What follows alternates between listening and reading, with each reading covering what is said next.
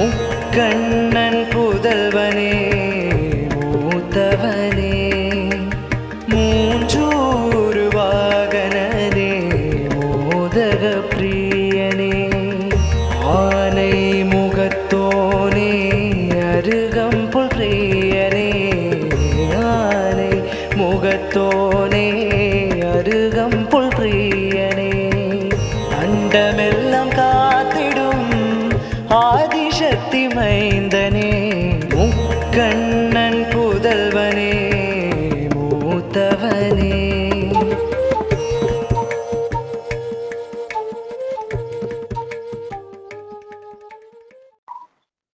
ஈட்வர்ஸ் சேனலின் உமாஸ் ஆன்மீக உலா பகுதிக்கு உங்களை வரவேற்கிறேன். விக்ன விநாயகா பாத நமஸ்தே. எந்த ஒரு நற்செயலை தொடங்கினாலும் முதலில் விநாயகரை வணங்கிய பின்னரே மற்ற தெய்வங்களை வழிபட வேண்டும். அப்பொழுதுதான் அந்த செயல் தங்கு தடையின்றி நிறைவேறும் என்பது ஐதீகம். யார் முதலில் உலகை சுற்றி வருவது என்ற போட்டியில் விநாயகர் தன் பெற்றோரையே உலகம் என கருதி சுற்றி வந்து கனியை பெற்றார். அதனால் முதல் கடவுளாக போற்றப்படுகிறார். யோக சாஸ்திரப்படி மனித உடலில் முதன்மையானது மூலாதார சக்கரம். அதற்கு அதிபதி விநாயகரே. அதனாலேயே அவரை முதலில் வணங்குகிறோம். இவரை வணங்க ஆடம்பரமே தேவையில்லை. ஒரு பிடி மஞ்சள் துளி பிடித்த பிள்ளையாராக இருந்தாலும் சரி, களிமண்ணால் செய்த பிள்ளையார் உருவச்சிலையிலும் விநாயகரை மனதார வேண்டலாம். பிள்ளையார் சொல்லி போட்டு எந்த வேலையை செய்ய ஆரம்பித்தாலுமே நமது வேலையில் கவனமும் நேர்மறை ஆற்றலும் நம்முள் வரும். கற்பக விருட்சம் கேட்டதெல்லாம் கொடுப்பது போல பிள்ளையார்பட்டி கற்பக விநாயகர் வேண்டுவோருக்கு வேண்டியதை அள்ளி அள்ளி கொடுத்து அருளுகிறார். பிள்ளையார்பட்டி கற்பக விநாயகர் கோயிலை பத்தி தான் இந்த வீடியோல பார்க்க போறோம். வீடியோவை ஸ்கிப் பண்ணாம கடைசி வரையும் பாருங்க. ஆன்மீக ரீதியாகவும் வரலாற்று ரீதியாகவும் புகழ்பெற்ற தமிழகத்தின் மிக முக்கியமான இடம் இது. சிவகங்கை மாவட்டத்தில் உள்ள பிள்ளையார்பட்டி கற்பக விநாயகர் கோயில் திருப்பத்தூர் காரைக்குடி நெடுஞ்சாலையில் காரைக்குடியிலிருந்து 12 கிலோமீட்டர் தூரத்திலும் திருப்பத்தூர்ல இருந்து 8 கிலோமீட்டர் தூரத்திலும் உள்ளது. இந்த கோவில் நகரத்தார்களால் நிர்வகிக்கப்படுகிறது. முற்கால பாண்டியர்கள் காலத்தில் 2500 ஆண்டுகளுக்கு முன்பே இந்த கோவில் குடைவரை திருக்கோவிலாக அமைக்கப்பட்டது. கிமு 500 முதல் கிபி 1284 வரையிலான 14 கல்வெட்டுகள் இந்த கோவில்ல இருக்குது. 1284 முதல் இந்த கோவில் நகரத்தார்களுக்கு சொந்தமானதாக இருந்தது. இதற்கான கல்வெட்டு சான்று திருவீசர் கருவறை திருக்கோவிலுக்கு வலது பக்கம் அருகிலுள்ள சுவரில் இருக்கிறது. இந்த கோவில்ல உள்ள கல்வெட்டுகள் தமிழ் எழுத்துக்களின் முந்தைய வடிவமான வட்டெழுத்து முறையில் செதுக்கப்பட்டுள்ளன. உலகின் முதல் பிள்ளையாராகவும் விநாயகர் சிற்பங்களுள் காலத்தில் முந்தியதாகவும் இந்த கோயில் அமைந்திருப்பது தனி சிறப்பாகும். சாதாரணமா மற்ற விநாயகர் சிலைக்கும் கற்பக விநாயகருக்கும் சில வேறுபாடுகள் இருக்கின்றன. இங்கு விநாயகர் தனது தும்பிக்கையை வலதுபுறமாக சுழித்து வலம்புரி விநாயகராக காட்சியளிக்கிறார். இது அபூர்வமானதும் மங்களகரமானதாகவும் இருக்குது. பொதுவா விநாயகர் 4 கரங்களை கொண்டிருப்பார். இங்கு 2 கரங்களை கொண்டு கால்களையும் மடித்தபடி அர்த்த பத்மாசன நிலையில் அமர்ந்து தவம் செய்யும் கோலத்தில் வடக்கு திசை நோக்கி காட்சியளிக்கிறார். இவரது வலத்தந்தம் நீண்டும் இடத்தந்தம் கொஞ்சம் சிறியதாகவும் இருக்குது. இந்த 6 அடி உயரத்தில் கம்பீரமாக இருக்கும் கற்பக விநாயகரை பார்த்தாலே பரவசம் ஏற்படும். உலகிலேயே 2 கைகள்ல இருக்கும் பிள்ளையார் முதல் பிள்ளையார் பிள்ளையார்பட்டியில இருக்கிற கற்பக விநாயகரும், 2வது ஆப்கானிஸ்தானத்திலயே இருக்குது அப்படின்றாங்க. கற்பக விநாயகருடைய சிற்பத்தை வடிவமைத்த சிற்பி பரணன் பெருந்தச்சன். இவருடைய கையெழுத்து அந்த சிலைக்கு அருகில் உள்ள கல்வெட்டில் இருக்கிறது. இதேபோல் சிவலிங்கத்தையும் இவர்தான் வடிவமைத்தார் என்று கூறப்படுகிறது. இந்த தல விநாயகர் தேசி விநாயகர் என்று போற்றப்படுகிறார். இதற்கு ஒளிமிக்க அழகுள்ள விநாயகர் என்று பொருள்.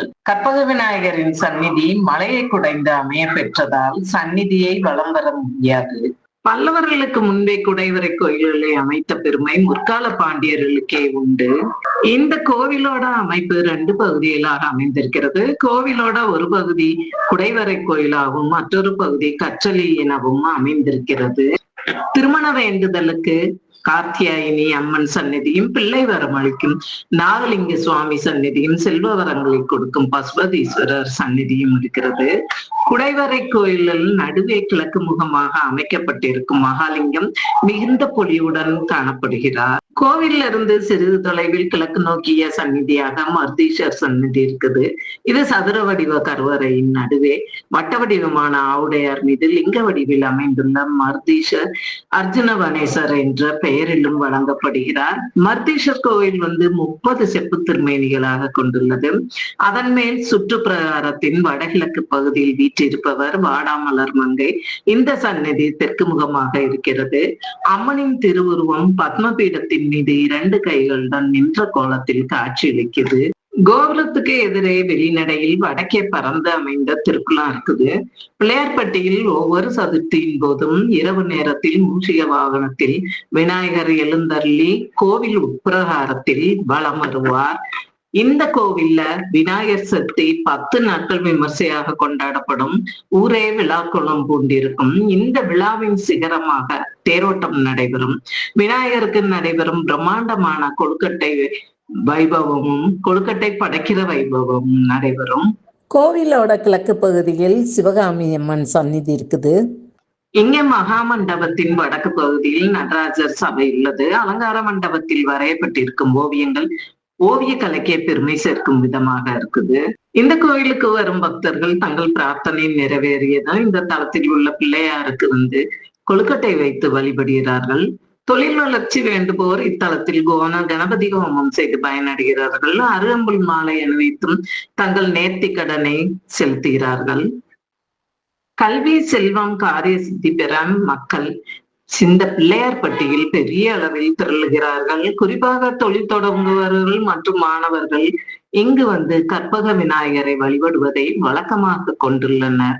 இந்த கற்பக விநாயகர் கோவில் காலையில 6ல இருந்து மதியம் 1 மணி வரையும் மாலை 4ல இருந்து 8:30 வரையும் திறந்திருக்கும்.